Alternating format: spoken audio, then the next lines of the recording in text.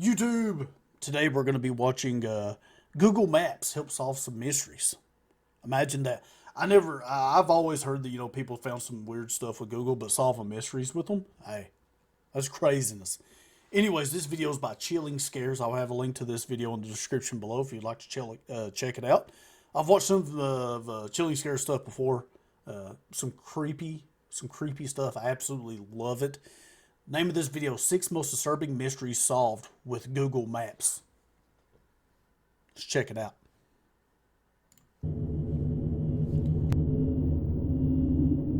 At around 1 p.m. on November 2nd, 2020, an 83-year-old mother of 4 named Paulette Landriax mysteriously disappeared from her home in Anden, Belgium. At the time, her husband was hanging the laundry up to dry in the garden and didn't notice she was gone until later that afternoon. When Paulette's family realized she was missing, they reported the disappearance to the police, triggering a pretty big search for the missing woman. Though this wasn't the first time Paulette disappeared, as she reportedly suffered from Alzheimer's disease and would frequently leave the house at random times of the day and night. Dude, Alzheimer's disease is horrible. If you have anybody that's had it in their family or been around it, knows it's very difficult. They almost need 24/7 care. Honestly, to be on the safe side, to be on the safest side, it can be difficult. I know a lot of people kind of have them move in with them or move in with their parents themselves. And, they'll hang cans at the doors and stuff or chimes that way if they try to leave, it makes a lot of racket to let you know, and they hide the keys to the car and stuff. Without telling her husband where she was going. She was known to randomly knock on the neighbors' doors for no apparent reason, and in the years leading up to her disappearance, she no longer recognized her children or her husband. It's horrible, man. Every other time she had disappeared, her husband would find her a few feet away from the house and bring her back inside. But this time, she was nowhere to be found. During the search, 50 police officers and several search and rescue dogs were deployed to the area, along with multiple thermal vision helicopters and an entire fleet of drones. But even with all these resources at their disposal, the local police department failed to find any relevant clues leading to Paulette. After several weeks, the search was called off, and the family assumed that she had fallen into the Meuse River, which ran near her home. In October of 2022, just as the police department was about to close the file, one investigator was searching for Paulette's house on Google Street View and found something shocking. There, as luck would have it, he found a Street View image of Paulette leaving her home and crossing the street to her neighbor's house. The case was immediately reopened, and police were once again deployed to the area. Oh, wow. They found the body of Paulette lying at the bottom of a hill directly below the neighbor's garden. After the autopsy was performed, it was determined that the woman had fallen from an unenclosed section of the garden and died shortly after. Her final moments eerily being caught by the passing Google Street View car as she walks to her death, likely in another wave of confused state caused by her Alzheimer's disease. One thing that's hard to understand is how the police failed to see her with their drones and helicopters the first time. But at least now the family can find closure knowing what happened. Yeah, that's weird. That's like super close to the house. How do you miss that? How's the dogs not pick up on that scent?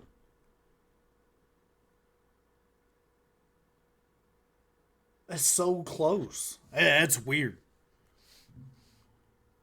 Those dogs need some new training. Happened to Paulette, even if it comes with this eerie last image of her ever being seen alive.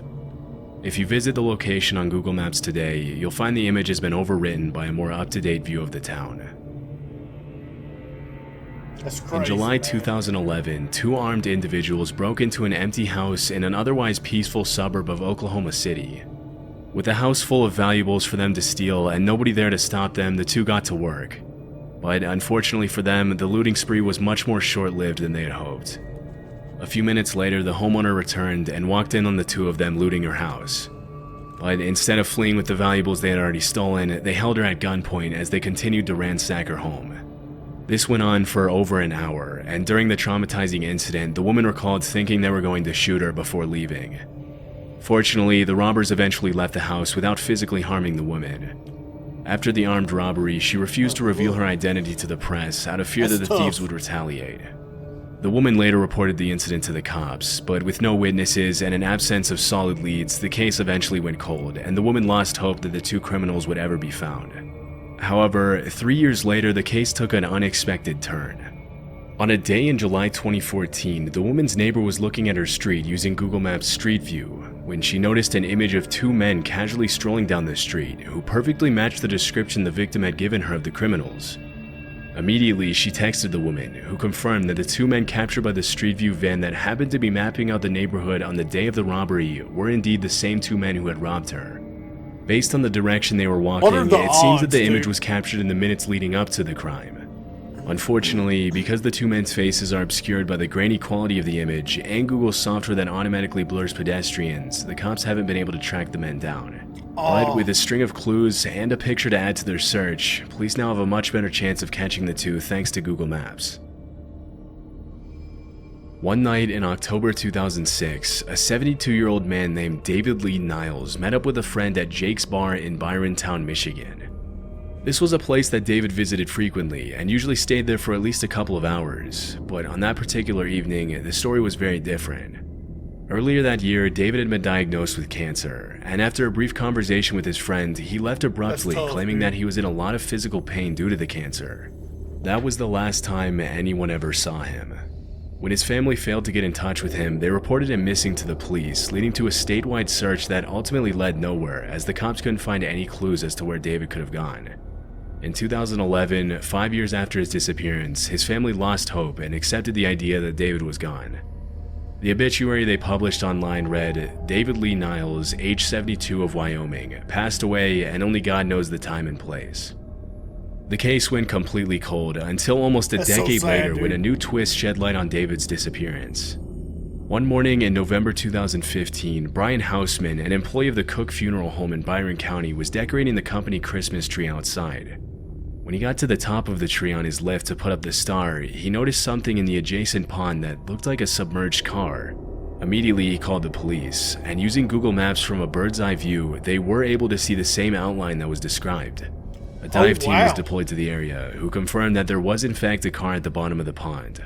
Later that morning, a wrecking crew pulled out the vehicle for the police to inspect. Inside the vehicle, the cops found the skeletal remains of a man, along with a wallet belonging to David Lee Niles. After it was confirmed that the skeletal remains were his, David's family members finally found some closure. Still, the case remains a mystery, as it's unknown what exactly happened to him. Even before his cancer diagnosis, David was known to have severe depressive episodes, and things understandably got a lot worse for him after he found out about the illness. With all this in mind, it's possible that he took his own life, but we'll likely never know for sure. Terrible. In the 80s and 90s, Gioacchino Gamino was one of Italy's... Haven't there also been like several other situations to where like with Google Maps they found like, outlines of cars and like ponds of like missing people? Most wanted gangsters.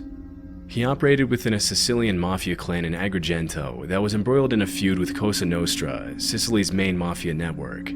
He was first arrested in 1984 for murder and various other mafia-related crimes, but was later released shortly after. In 1998, he was arrested again in Barcelona, only this time he was sentenced to life in prison. After serving 4 years of his prison sentence at a prison in Rome, he managed to escape in 2002 during a commotion at the prison. Following his escape, he immediately relocated to a town near Madrid, Spain, and changed his name to Manuel Mormino.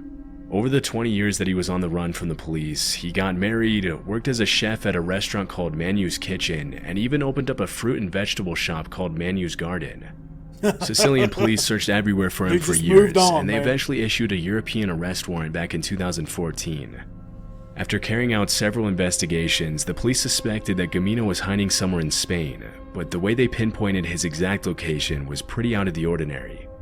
During the investigation, Sicilian police found that Google Maps had captured a street view image of two men talking outside of Manu's Garden. One of the men looked extremely similar to the man they were looking for, but the cops only confirmed his identity when they came across a listing for Manu's Kitchen, the restaurant where Gamino worked.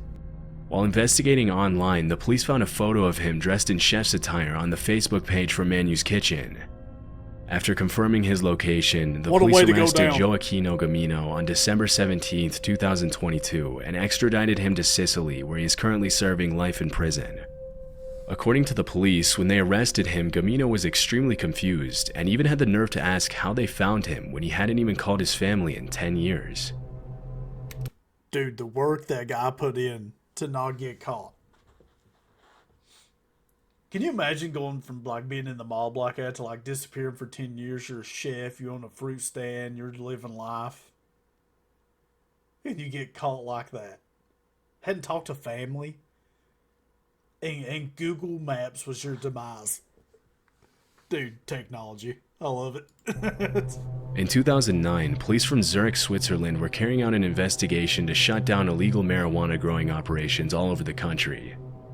At some point in the investigation, they used Google Earth to locate the addresses of two farmers who they suspected of being part of an illegal marijuana operation, and that's when one of the detectives found something interesting. As he was scanning the area on Google Earth, he noticed an unusual change in the pattern of the fields around Rapperswil in the northeastern state of Thurgau. Zooming in, he saw what appeared to be a cannabis plantation that measured more than 2 acres and was hidden inside a cornfield right next to one of the farmers' houses. The Google Earth discovery ultimately led to the arrest. Why would you do it so close to your house? Why? Of 16 people and the seizure of 1.1 metric tons of marijuana, as well as 900,000 Swiss francs in cash, which is the equivalent of around $1.1 million. According to the police report, the drug ring allegedly sold up to 7 tons of marijuana between 2004 and 2008, bringing in from 3 to 10 million francs a year. When asked about the breakthrough, the head of Zurich Police's Special Narcotics Unit, Norbert Glossner, said it was an interesting chance discovery. Since then, the cannabis plantation has been plowed over as recreational marijuana continues to be illegal in Switzerland. Why would you put it next to your house? This incident happened at a home in Derbyshire, England, where David and Rebecca Soanes lived with their 2 children, Lauren and Ruben. In 2009, the family bought a caravan to travel across the country, but it was unfortunately destroyed shortly after when a joyrider crashed into it. A few months later, they bought a new $15,000 caravan to replace the old one, which they left in their driveway. In June of that year, Rebecca came home one day to find the caravan had disappeared, after which she immediately reported the incident to the police. However, with no solid leads, the cops couldn't really do anything about it, and the case went cold pretty quickly. It wasn't until 9 months later, in March of 2010, that 11-year-old Ruben Soanes found something revealing as he was looking at his house on Google Maps. Using the street view, he found an image of a male intruder on the family's driveway, standing suspiciously outside of his 4x4 vehicle. After a bit of investigating, the family found that the image had been captured by the Google Street View car just moments before the caravan was stolen. Around that time, a neighbor also came forward saying that he had seen the same man towing the caravan on the day of the robbery, but thought that it was a family friend and didn't think it was important to tell the family about it.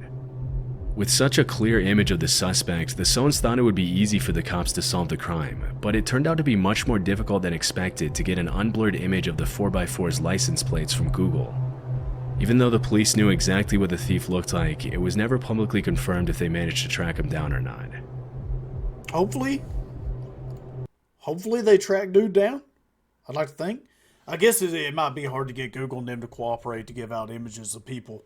I'm sure you would, I mean, you could get a warrant, right? That might be difficult, though, through Google. You know, they got some powerhouse attorneys just saying no at every turn. But, I mean, if something was stolen like that, surely probably not. You'd like to think so, but probably not.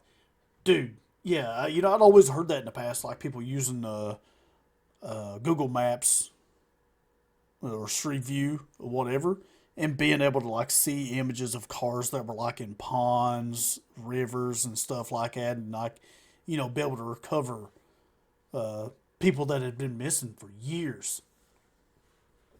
And I guess the last one I remember was like this teenage couple, a boy and a girl. If I'm not mistaken, they had recovered that way. I'm pretty sure. Anyways, absolutely insane. Technology, man. And the power of Google Street View. And being able to find that old woman, dude, that's weird. How did I feel like if you're going to have a search party, surely the neighbors would be involved, or if they're not, they wouldn't mind you like checking, over the hill behind your house. I'd like to think that was an option, just hit the immediate area, what's going on around us, and then we can branch out. And you have dogs. The whole shirt thing. See if they can get a whiff of her, and then track her down. I mean, she walked across the street and down the steps. How do you miss that? Those dogs need some training, man. And the search group there needs some training. Hit the immediate areas around you first. 360 degrees, baby. Anyway, yeah, this is so cool.